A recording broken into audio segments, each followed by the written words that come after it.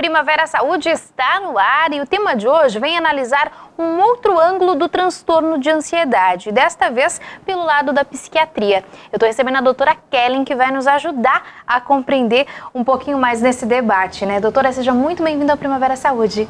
Obrigada, Morgana. Boa tarde a todos os telespectadores. Agora, bem na tua área, né, doutora, falando exatamente sobre o transtorno de ansiedade, que querendo ou não já é considerado o mal do século, né?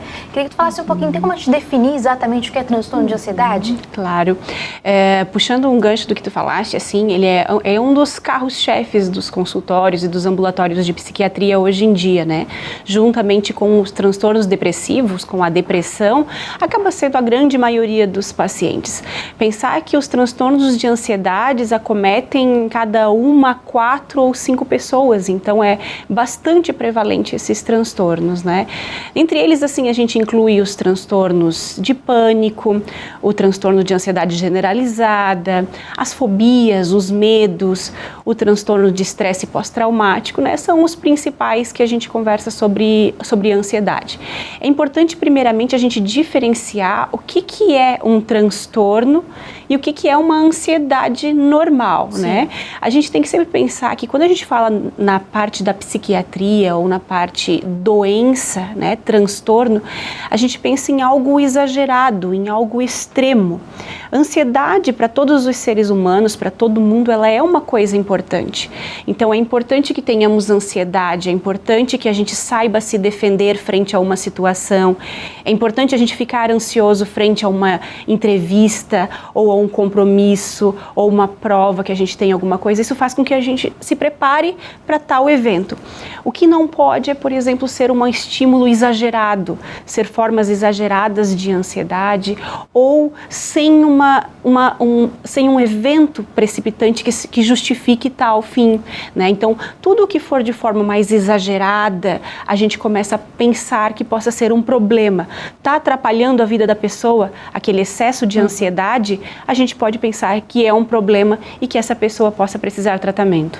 Quais são as principais causas hoje, né, encontradas nos consultórios de transtorno de ansiedade, doutora? De uma maneira geral, quando a gente fala de causas dos transtornos psiquiátricos, a gente sempre pensa em fatores ambientais, que é o dia a dia da pessoa, como é que ela se desenvolve, como é que ela convive, o que ela faz no seu dia a dia, e junto com fatores genéticos, né? Então, a pessoa, às vezes, tem uma vida mais agitada, acaba, às vezes, trabalhando muito, estudando muito, tendo muitos compromissos, pouca atividade de lazer, pouco descanso, mas isso sozinho não justifica, não explica. Sim. A pessoa tem que ter uma propensão genética, que a gente diz, né? Alguma coisa que às vezes já vem da família, os pais já são assim, ou avós, ou um ou outro familiar, que às vezes tem algum transtorno de ansiedade, e aí somando com uma vida talvez um pouco mais corrida, que a gente vê muito hoje em dia,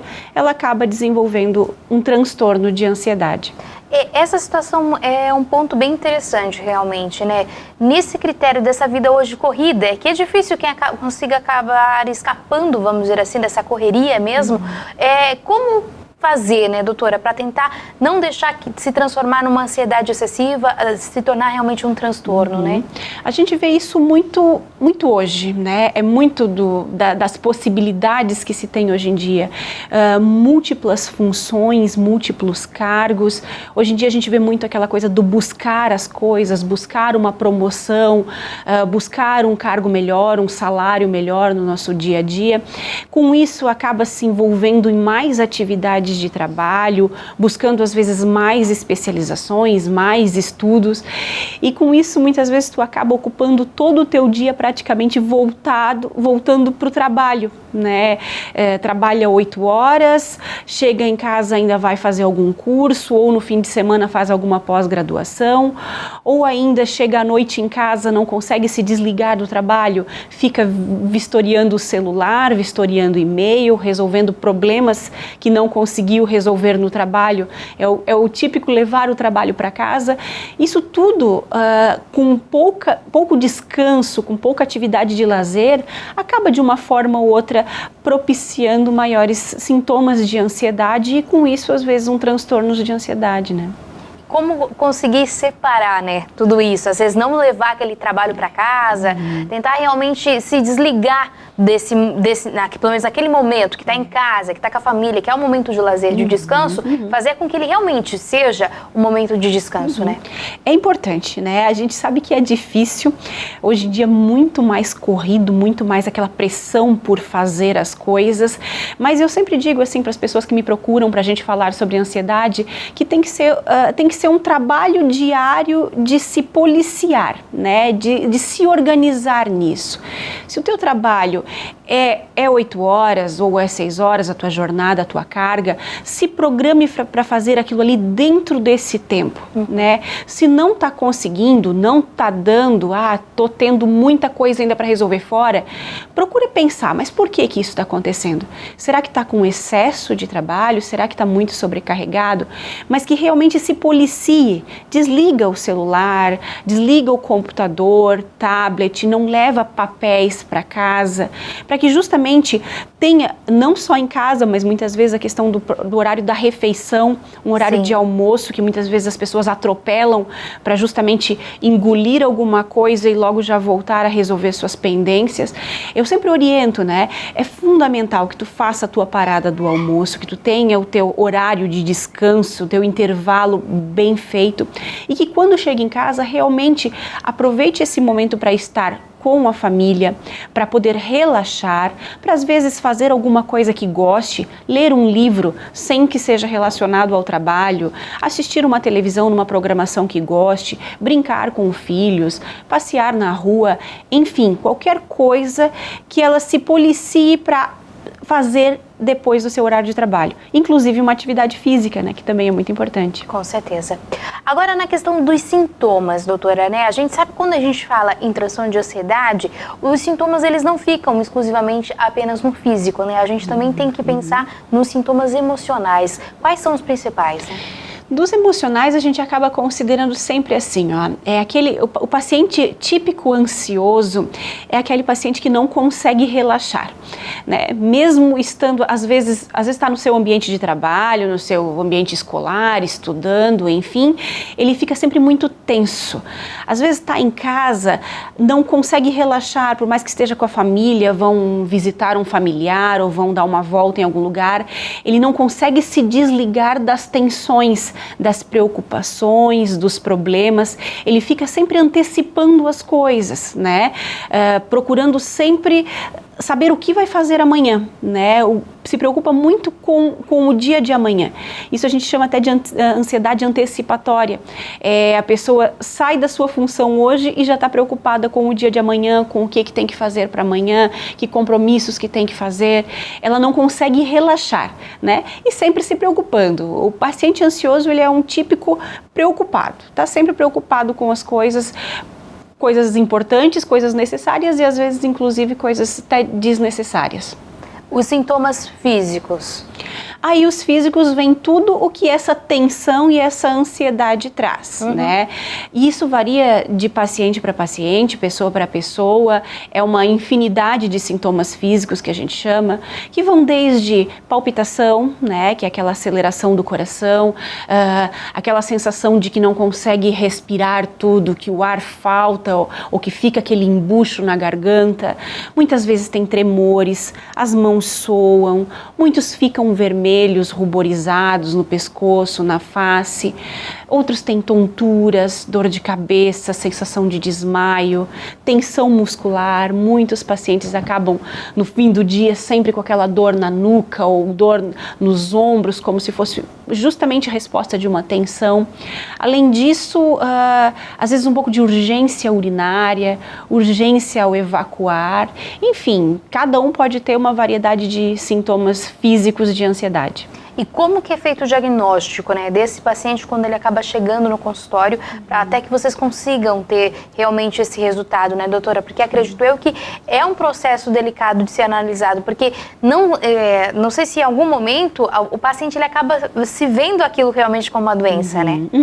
A questão do diagnóstico, assim, na psiquiatria os diagnósticos são puramente clínicos, né? É justamente na conversa, justamente na entrevista com o paciente que a gente conversa sobre a vida dele, a gente colhe os sintomas, o que realmente está atrapalhando, e aí com isso a gente vai fazendo uma listagem dos sintomas para fechar um diagnóstico psiquiátrico. Claro que, fora isso, a gente tem que descartar outras causas não psiquiátricas, né? Outras causas médicas em geral. Por exemplo, se um paciente vem para mim dizendo que está com falta de ar, que está com palpitação ou com dor no peito, eu não posso simplesmente taxá-lo de ansioso. A gente antes tem que excluir causas não psiquiátricas, por exemplo, uma causa cardíaca, uma angina, um infarto, uma falta de ar de uma origem de uma doença pulmonar mesmo. Então, primeiro a gente faz essa exclusão dessas outras doenças, para depois, assim, somando com o que o paciente fala, a gente dá um diagnóstico de ansiedade. Tudo bem, o papo tá muito bom, mas nós vamos para um breve intervalo e voltamos já já.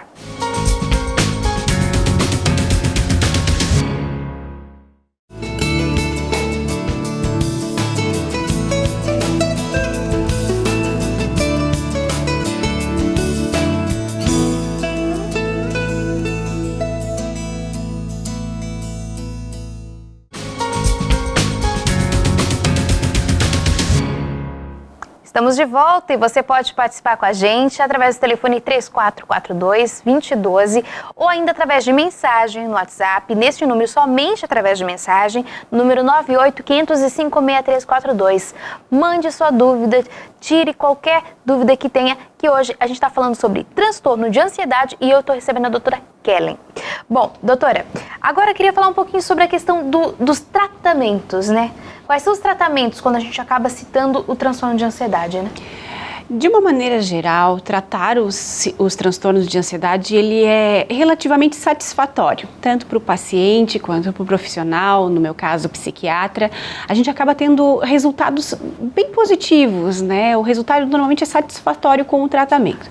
O tratamento engloba várias faces, como a gente costuma dizer, né?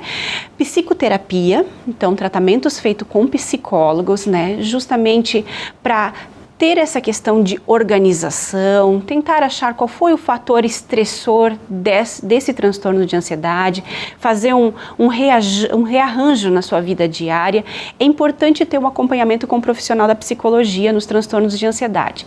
Alguns tipos, assim, são até muito específicos, por exemplo, tratar fobias, tratar medos, né? O profissional da psicologia é um profissional muito competente para esse tipo de doença.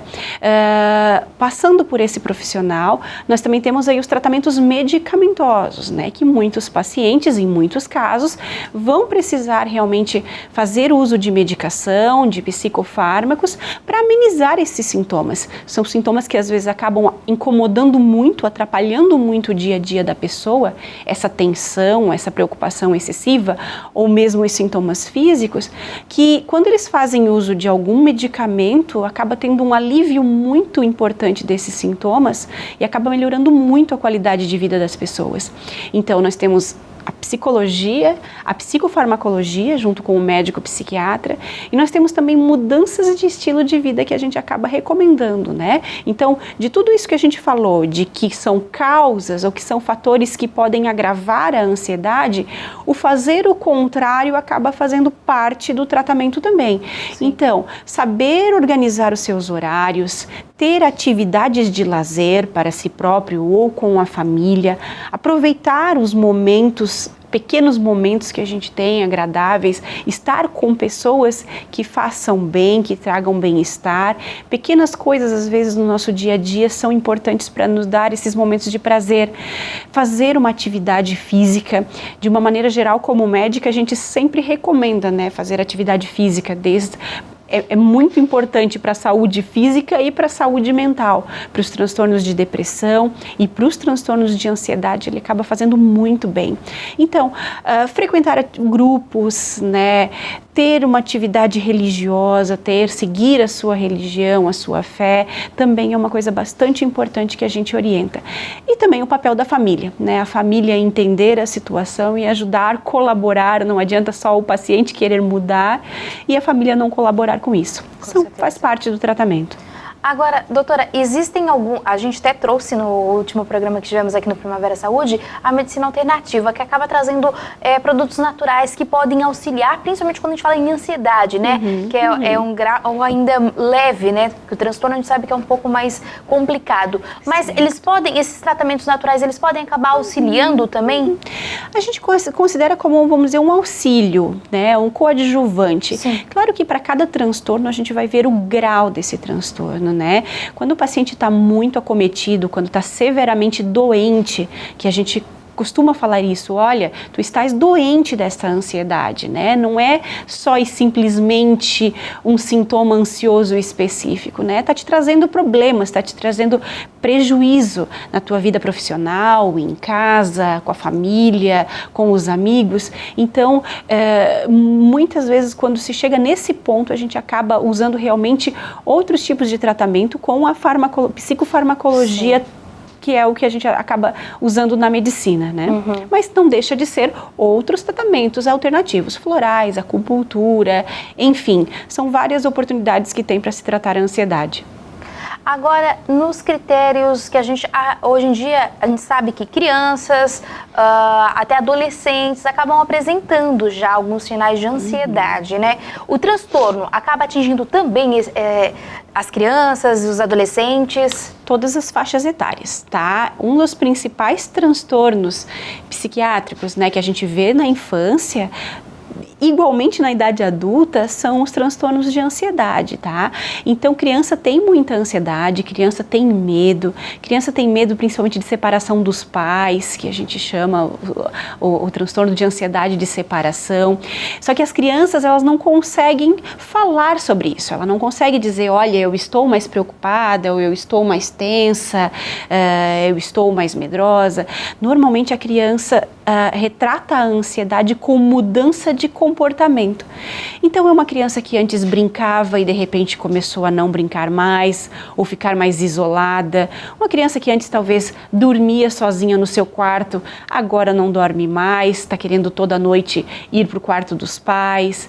Uma criança que ia bem para a escola, não tinha nenhum problema, pegava sua condução, ia para a escola, gostava, agora de repente não quer mais ir para a escola ou acaba tirando notas ruins, o rendimento na escola começa a ficar ruim.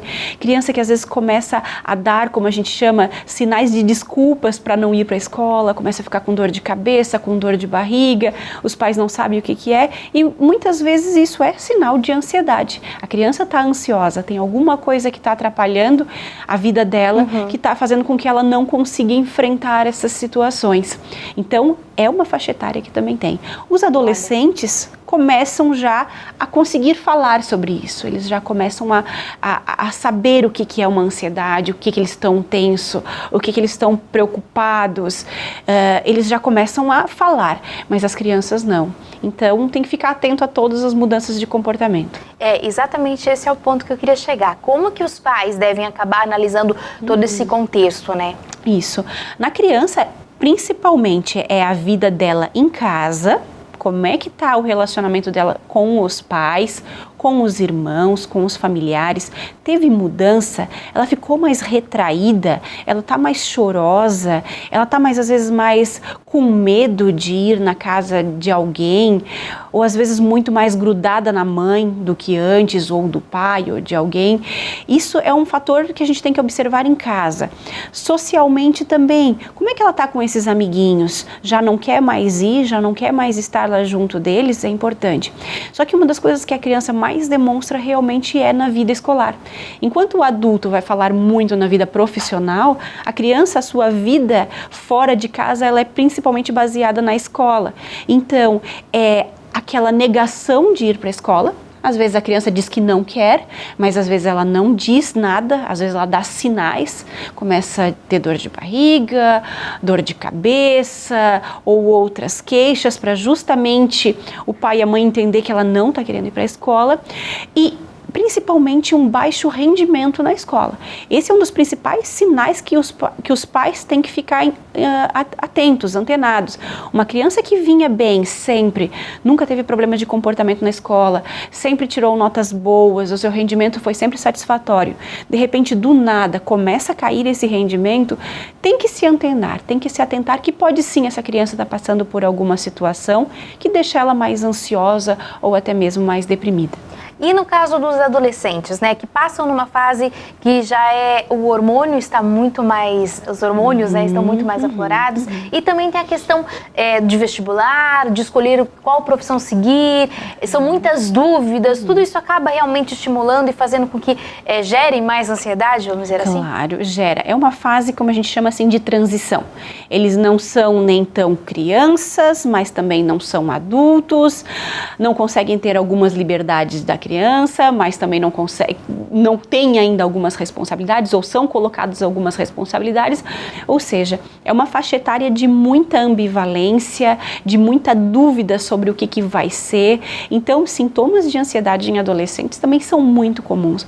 O que nos preocupa, além de toda a alteração que pode ter em casa, na vida com os amigos, na escola, o que preocupa muito os profissionais da área da saúde e os pais é as drogas, né? Sim. O abuso de drogas, o abuso de substâncias. É nessa fase que o adolescente começa a ter o primeiro contato com o álcool. Então é onde ele vai numa festinha, vai na casa de um amigo, bebe um pouco. E de repente a gente sabe que o álcool ele é um ótimo alívio para a ansiedade. Ele começa a descobrir que ele está ansioso, ele está tenso, ele está com medo. Ele percebe que ele bebendo ele começa a ficar mais calmo. Sim. Então, e essa é uma fase onde ele, desse testar o álcool, ele pode começar realmente a criar um uso abusivo, um uso diário do álcool e outras drogas também, que acabam trazendo esse alívio dessa ansiedade que nesse momento está preocupando ele. Tudo bem. Nós vamos para mais um intervalo, então, e voltamos já já.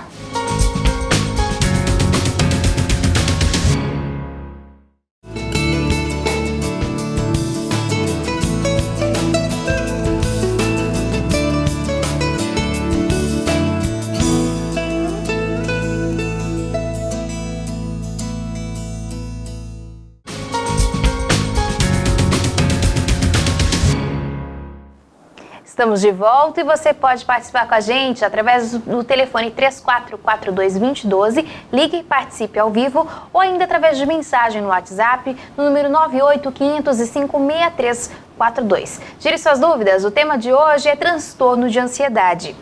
Bom, doutora Kellen, agora gostaria de focar na questão, a gente já falou de criança, de adolescente, dos adultos em geral, agora queria tratar um pouquinho da questão das nossas gestantes, né? Na questão das gestantes, como que é feito esse tratamento, esse cuidado, porque a gente sabe que é muito mais delicado toda essa situação, né? Claro.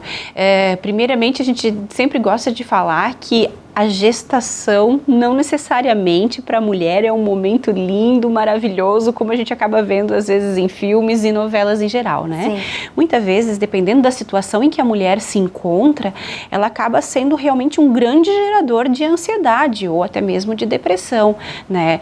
Primeira gestação, às vezes uma gestação que não foi planejada, acaba gerando ansiedade. Às vezes se está numa situação que economicamente não está bem, ou se com o parceiro não está bem, também acaba gerando ansiedade. Então, a mulher, e até mesmo por causa das mudanças hormonais que acontecem na gestação, ela acaba ficando mais vulnerável a sintomas de ansiedade, a sintomas depressivos, como tristeza, enfim. Então tem que ter todo o cuidado. Essa mulher, ela é uma paciente que a gente acaba ficando mais atento, porque é uma paciente que acaba às vezes fumando mais, querendo beber mais, às vezes acaba colocando a vida dela em risco, não fazendo muito bem o pré-natal, não seguindo as orientações, às vezes comendo demais, ganhando muito peso por causa dessa ansiedade, o que acaba depois, a gente sabe, trazendo prejuízos tanto para a criança quanto para o final da gravidez dela, né? A obesidade acaba trazendo muitos problemas. Quanto ao tratamento, a gente também tem que ser individualizado. tá? De uma maneira geral. A gente, dependendo da gravidade que está dos sintomas, do grau que ela está da doença, a gente pode sugerir uma psicoterapia, então um acompanhamento com psicólogo, um acompanhamento familiar. Muitas vezes, se é uma doença mais leve, a gente consegue manejar assim. Ou em casos mais graves e que a gente acaba considerando realmente que precisa de uma intervenção médica, de um tratamento farmacológico, a gente tem algumas substâncias, algumas medicações que a gente pode usar na gestação, né? Não temos muitas, nós não temos muitos estudos, até porque não pode ser feito estudos em grávidas, né? Para saber se o remédio é bom ou se é ruim, mas alguns estudos a gente sabe de mulheres que usaram tal ou tal remédio, a gente acaba tendo alguma segurança maior para usá-los, né? Saindo um pouquinho daquela fase dos primeiros 3 meses, que é a fase onde está formando o bebezinho, a gente acaba usando com um pouquinho mais de tranquilidade, né? Não que seja uma coisa fácil, não que seja algo que a gente diga moleza da gente tratar. Sim. A gente tem que ter um acompanhamento muito mais rígido com essa gestante, mas muitas vezes a gente acaba tendo sim que usar remédio, né? Muitas vezes é preferível usar a medicação, tratar e deixar essa gestante bem, conduzindo durante a gravidez, do que a gente não tratar e ela ficar realmente muito ansiosa, muito sintomática, acabar tendo perdas durante a vida, acabar tendo problemas depois no pós-parto, depressão, porque deixamos de tratar uma mulher que estava realmente em sofrimento psicológico, psiquiátrico. Você citou um detalhe que eu acho bem importante a gente puxar, que é a questão de, às vezes, como você citou, fumar mais, beber mais. A ansiedade, ela acaba trazendo à tona vícios, ou as pessoas, às vezes, que nem tinham um vício, acabar adquirindo algum para tentar se acalmar, tentar relaxar? Com certeza, né? Do mesmo jeito que eu falei ali dos adolescentes, principalmente o álcool, né? Ele é uma droga lícita, vendida livremente e ela tem um poder no cérebro humano como o mesmo efeito de um tratamento. Então, muitas vezes a pessoa acaba ficando calma com o uso do álcool, com o uso do cigarro, né? Quantas pessoas que dizem que fumam porque acabam ficando mais calma, né? Essas substâncias mesmo, legais ou não, elas acabam aliviando os sintomas de ansiedade. Então, se a pessoa não é esclarecida a ponto de entender que ela não está bem, que ela tem que procurar um tratamento para essa situação, muitas vezes ela acaba deixando se levar realmente para uma outra substância, não tratamento médico. Álcool, drogas, cigarro, né? Enfim, várias outras alternativas que lhe deem o alívio daquela ansiedade, ao invés de buscar o tratamento mais saudável, que seria buscar ajuda médica ou de outro profissional.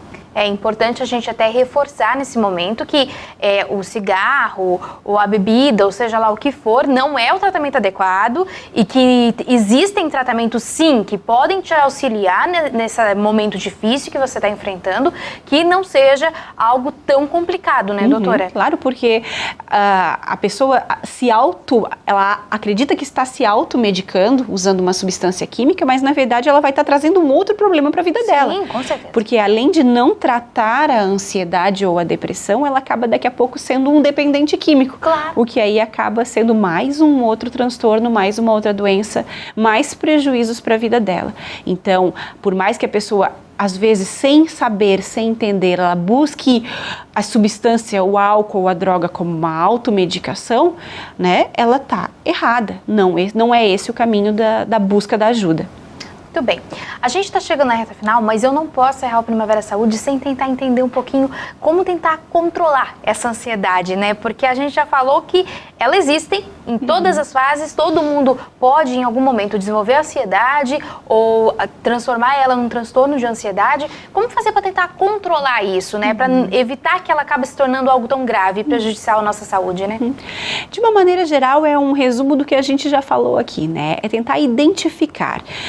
Você identificou que está com sintomas de ansiedade, por mais que ainda não esteja num transtorno de ansiedade, né? É importante saber identificar. E identificar identificar o que está te gerando essa ansiedade. É uma preocupação com algum problema em casa? É um excesso de trabalho? É uma sobrecarga de metas? É alguma dificuldade em algum setor na tua vida, no teu dia a dia? Então, o primeiro ponto é tentar identificar, né? O que está gerando, o que está sendo um favorecedor dessa ansiedade. Depois que tu identifica tal situação, a gente tem que tentar mudar, tá? Não adianta ter palavras mágicas, palavras bonitas, se a gente não tomar atitudes para mudar algumas condições da nossa vida, né?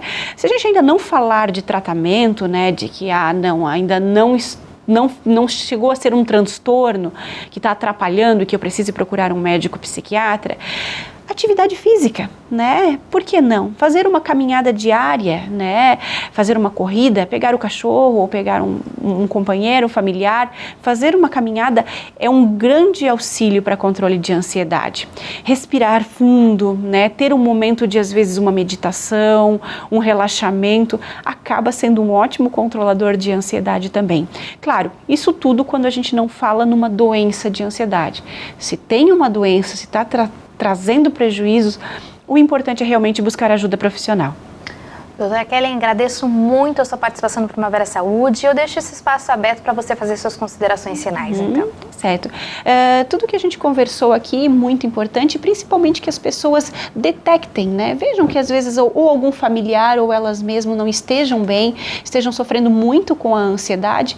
É importante, então, buscar auxílio de um profissional adequado para tratar isso. Muito obrigada mais uma vez e vamos para o nosso momento de reflexão. Portanto, não se preocupem com o amanhã, pois o amanhã trará suas próprias preocupações. Basta a cada dia o seu próprio mal. Mateus capítulo 6, versículo 34. Primavera Saúde de hoje vai ficando por aqui. Nós voltamos semana que vem, se Deus quiser. Até lá. Tchau, tchau.